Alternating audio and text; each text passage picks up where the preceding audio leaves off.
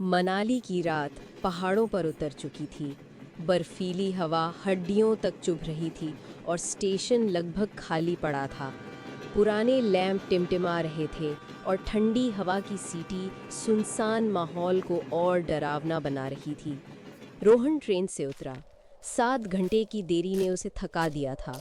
उसके पास होटल का कमरा पहले से बुक था, लेकिन इतनी रात को वहां पहुंचने का कोई साधन नजर नहीं आ रहा था।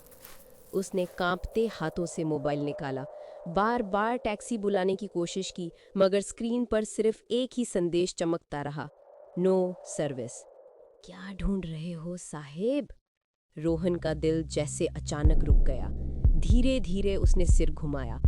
अंधेरे में एक आदमी खड़ा था, चेहरा आधा टोपी की छाया में छिपा हुआ और पुराना कोट हवा में लहरा रहा था।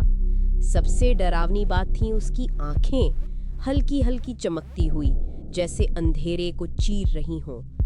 मैं जीप चलाता हूँ, आपको होटल छोड़ दूंगा। रोहन झिझका। चारों तरफ सन्नाटा था। कोई और रास्ता न देख उसने भारी कदमों से जीप की ओर बढ़कर जगह ले ली। शुरुआत में सब सामान्य लगा। इंजन की गड़गड़ाहट, पहियों के नीचे कंकड़ पत्थरों की चरमराहट, लेकिन धीरे धीरे उसे महसूस हुआ कि जीप किसी अनजान दिशा में जा रही है। भाई, होटल तो दूसरी दिशा में है ना? सही जगह ही ले जा रहा हूँ साहब, सही जगह। रोहन का दिल बैठने लगा। उसने घबराकर रियर व्यू मिरर में देखा और उसका खून जम गया। शीशे में उसकी अपनी परछाई साफ दिख रही थी, लेकिन ड्राइवर की परछाई बिल्कुल गायब थी। उसकी सांसें तेज हो गईं, माथे पर पसीने की बूंदें जमने लगीं। तभी रेडियो अचानक से अपने आप चालू हो गया।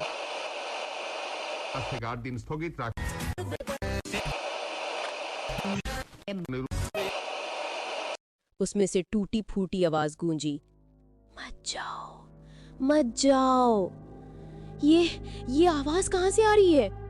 इस रास्ते पर हर यात्री की आवाज गूंजती है। जीप ने अचानक एक तेज मोड़ लिया। उसी पल कुछ रोहन के पैर से टकराया।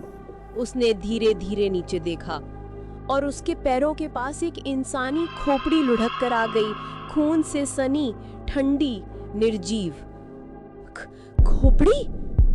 वो कांपते हाथों से नीचे झुका। सीट के नीचे इंसानी हड्डियों और खोपड़ियों का ढेर पड़ा था। कुछ पर ताजा खून चिपका था, जैसे अभी अभी किसी ने वहां फेंका हो।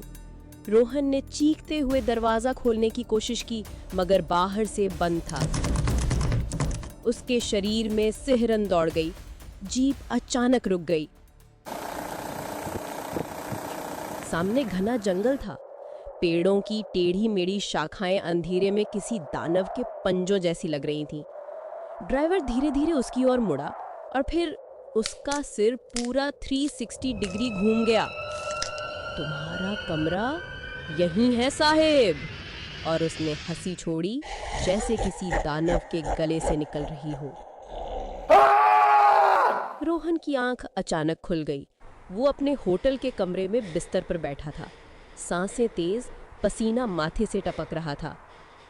उसने खुद से बुदबुदाया, शायद सपना था। लेकिन तभी दरवाजे पर दस्तक हुई। कांपते कदमों से रोहन दरवाजे की ओर बढ़ा।